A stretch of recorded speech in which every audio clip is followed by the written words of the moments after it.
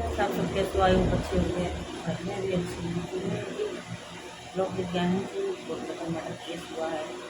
Doctor Mehta का जो rape case हुआ है वो बहुत ही भयानक था, दंडनीय अपराध था। तो उसको जल्दी से जल्दी सजा मिलनी चाहिए, कड़ी से कड़ी सजा मिलनी चाहिए। सरकार से निवेदन है कि उसे फांसी दी जाए। तो भाई में ब्लॉग तो बने रही हो तो फुल ब्लॉग देखिए, वॉच कीजिएगा। नहीं मिली तो न्याय कैसे मिलेगा इनके माँ बाप को, कैसे मिलेगा जिनकी जवान लड़की चली गई हो। एक इंसान मर जाता है ऐसे, अपनी मौत तो इतनी तकलीफ नहीं होती है। उस माँ बाप से पूछो जिसकी बेटी के साथ रेप हुआ, रेप करने के बाद ही इस तरह से उसको मारा गया। पेट में जब बच्चा होता है माँ के, तो कितने अरमानों से वो पालती है, उसे बड़ा करती है, उस लायक बनाती है, पैरों पे खड़ा करती है, और उसके साथ ऐसी दुर्घटना। वो माँ जिसकी वो बेटी थी, उसके दिल से पूछो कि वो जीवित कैसे है, कैसे देखा होगा उसने अपनी बच्ची को। और हमारा देश का कानून, मैं कानून को गलत नहीं कहती हूँ, मगर कभी कभी कानून भी गलत करता है। माँ बाप जिस समय तड़प रहे थे, रो रहे थे, 3 घंटे तक एफआईआर नहीं हुई। 3 घंटे तक कोई एफआईआर नहीं हुई। क्यों नहीं हुई? ये कानून बिका हुआ था।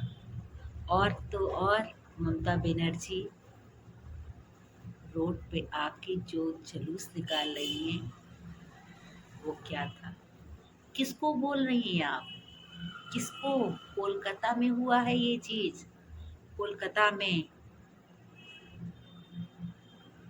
आपको देखना चाहिए ये चीज। वहाँ की बेटी का कत्ल हुआ है, रेप करके कत्ल किया गया है। कैसी व्यवस्था है आपके यहाँ की? पूरा देश एक साथ है, पूरा देश इस समय एक साथ एक बेटी के साथ है। आप कहाँ सो रही थी? आपको नहीं दिखा ये चीज? कहाँ सो रही थी आप? और आप लड़की कत्ल होने के बाद आप जुलूस निकालती हैं। तो ये पॉलिटिक्स तो बहुत गंदी है। और इस पॉलिटिक्स ने ना जानो ने कितने की जिंदगी ले ली, कितने की जिंदगी ले ली। और वो बेचारी तो बेकसूर थी। किसी की हिम्मत होगी और किसी की हिम्मत होगी नाइट ड्यूटी करने की। बेटियों के साथ अगर ऐसा होता रहा, नाइट में कोई लेडीज काम नहीं करेगी, चाहे मेडिकल हो, चाहे और कोई डिपार्टमेंट हो। क्यों करना चाहेगी? जब वो सेफ नहीं है तो क्यों करना चाहेगी वो? इसलिए सरकार से अनुरोध है, बेटी पढ़ाओ बेटी बचाओ। हम मोदी जी से कहना चाहते हैं कुछ आप करिए, क्योंकि खतरे में है बेटियां आपकी, उनकी ज़िंदगी खतरे में है। इसलिए बचा लीजिए उनको। मैं भी बेटी हूँ, मुझे भी बहुत तकलीफ है। मैं भी बेटी हूँ, मैं भी निकलती हूँ रात बिरात बाहर। तो छोटा सा ये ब्लॉग है, फिर लेके आऊँगी ब्लॉग ममता के ऊपर, क्योंकि वो एक मेरी बहन की जैसी थी। मैं भी मेडिकल लाइन में हूँ, मैं समझ सकती हूँ मुझे यहाँ पे बैठ के क्या क्या फेस करना पड़ता है। बहुत कुछ फेस करना पड़ता है।